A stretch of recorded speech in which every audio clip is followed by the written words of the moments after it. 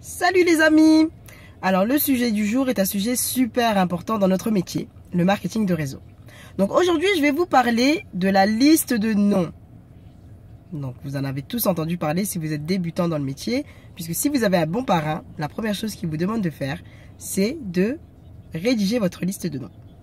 Mais aujourd'hui c'est particulier, je ne vais pas vous parler de la liste de noms NOMS. Je vais vous parler de cette fameuse liste de noms NON.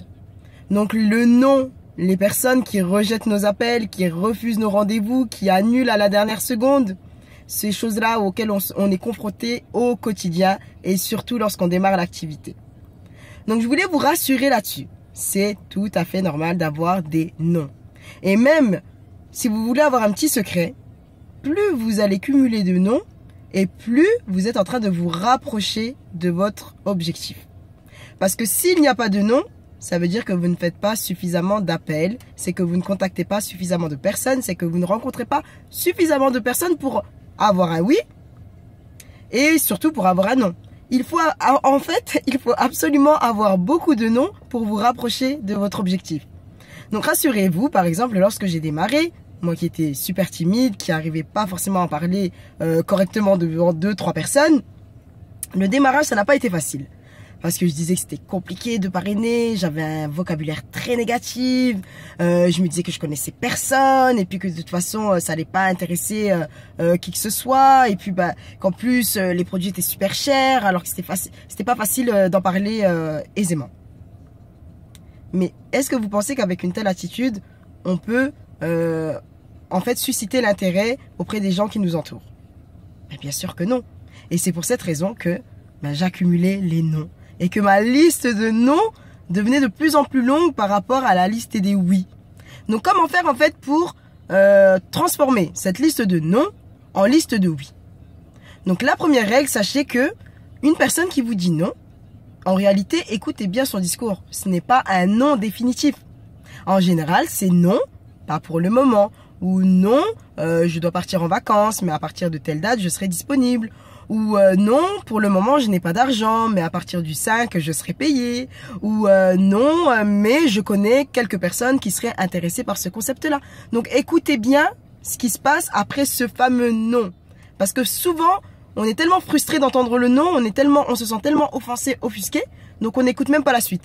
Et puis, en réalité, la suite est beaucoup plus intéressante et elle est beaucoup plus importante dans la suite de vos événements, en fait, dans votre quête au parrainage. Donc, je vous invite vivement, lorsque vous allez susciter l'intérêt d'une prochaine personne, une personne que vous souhaitez parrainer, écoutez ce qu'il y a après le non. Est-ce que c'est par rapport au moment? Peut-être c'est pas le bon timing, ou peut-être que la personne n'a pas suffisamment d'argent pour démarrer, ou n'a pas forcément le temps nécessaire, ou est peut-être malade en ce moment, mais il suffit juste de trouver le bon timing. Et une personne qui vous dit non, comme je vous ai dit, ce n'est pas un non définitif.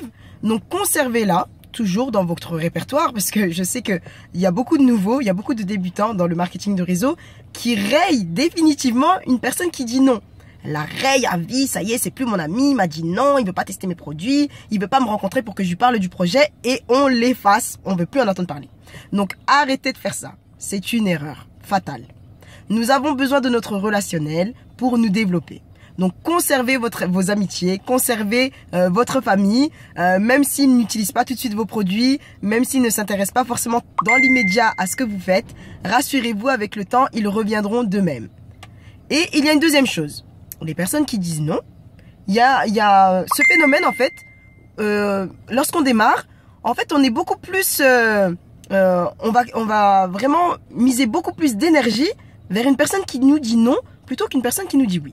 Ça veut dire que d'un côté, vous avez des personnes qui démarrent dans votre activité, qui sont vraiment partants, motivés. Mais vous, au lieu de consacrer du temps à ces personnes, vous allez en fait essayer de convaincre les personnes qui vous disent non. Arrêtez de faire ça. Vous allez perdre un temps fou. Ça va en fait tout simplement ralentir votre évolution, votre ascension. Donc si vous voulez que ça fonctionne pour vous, premièrement, les personnes qui vous disent non, écoutez toujours ce qui se passe après le non. Comme ça, vous pouvez noter dans votre agenda que peut-être la personne, il faut la rappeler dans une semaine ou dans un mois quand elle aura l'argent ou lorsqu'elle sera guérie, etc. Et puis sinon, si elle vous donne des recommandations, notez-les également. Parce que parfois, vous pensez à une personne, vous vous dites, c'est elle que je veux dans mon équipe.